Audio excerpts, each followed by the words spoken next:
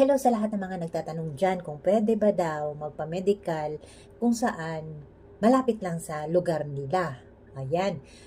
Guys, ang sagot dyan is, hindi tayo pwedeng makapili kung saan natin gusto mag-medical, doon na lang tayo mag-medical. Punta talaga kayo sa inyong agency dahil meron talaga yan silang nire-refer na medical center. Hindi tayo basta-basta pumili kung saan lang natin gusto, lalo na yung mga malalayo. Pupunta talaga kayo sa tie-up agency ninyo para doon kayo mag-pa-assist kung saan kayo mag-medical kasi meron yan silang referral letter.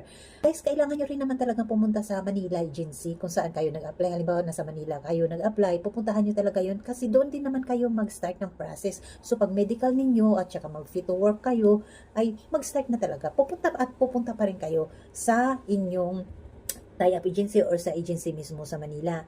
Wala po silang mga halimbawa, kung ang inyong tie-up agency nasa Manila ay gusto ninyo dyan lang sa probinsya, wala pong ganun.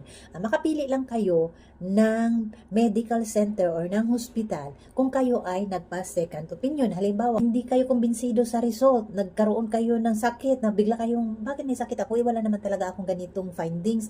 So, maghanap kayo ng medical center or ng hospital mismo kung saan kayo magpa second opinion. Yun lang po guys, ang chance na makapili kayo kung saan kayo mag-medical. Pero ang first medical talaga ninyo ay agency talaga ang mag-refer.